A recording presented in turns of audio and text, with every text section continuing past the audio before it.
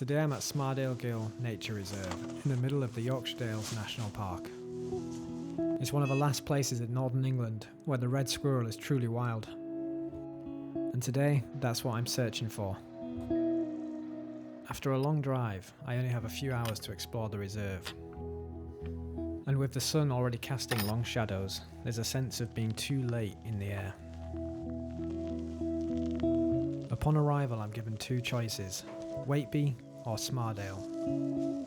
I decide to go with Smardale, being the namesake of the reserve and the larger of the two, with more woodland cover.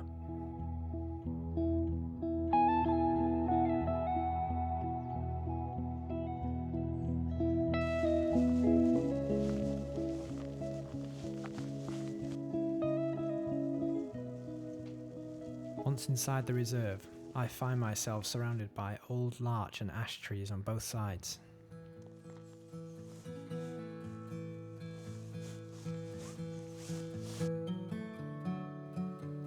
I start by looking for some signs of reds in these tall larch trees, looking for scratch on the bark or pine cones half eaten on the ground. But I don't see anything, even though this should be ideal territory for reds.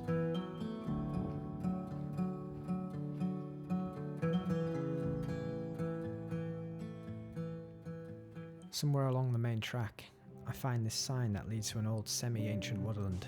I decide to take a detour and see what's in there.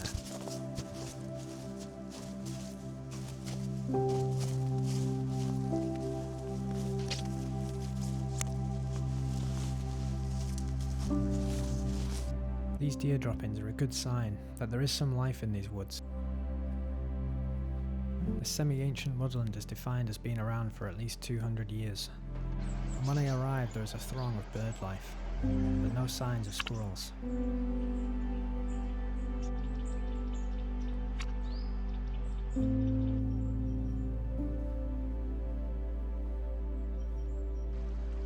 After taking in the views of the beck and the viaduct in the distance, I decide my best chance is to head back to the main path and to keep checking those tall larch trees.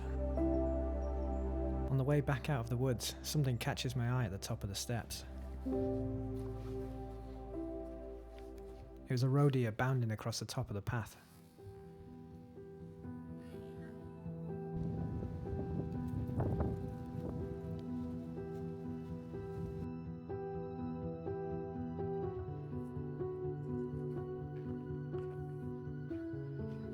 Back out on the main path, I come across my first squirrel feeder.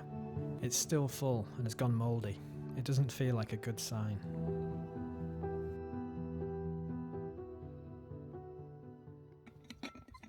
After a quiet day so far, I decide to stop and take a break.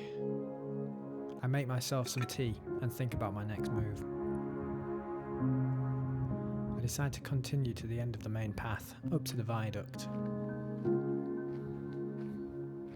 But once I get to the end, it's clear that the woodland stops here, and it opens up into more farmland. At this point, I thought the day might be a bust. I decided that my best chance was to head back the way I came, and to keep a close eye on those larch trees. With just a couple of hours of light left, I decided to head back into the woods where I'd seen the deer.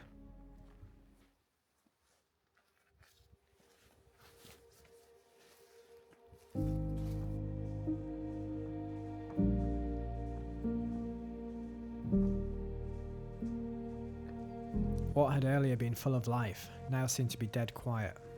Hardly anything stirred.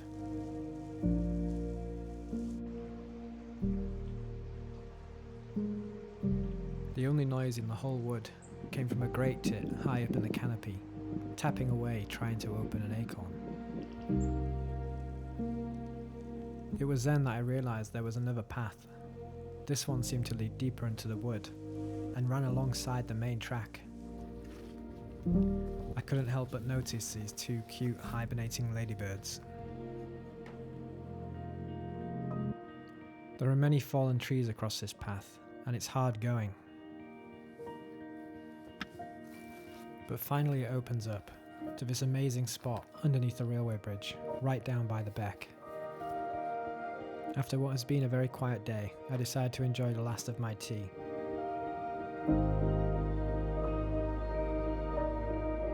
Then right in the tree behind me, I hear a noise, and this happens.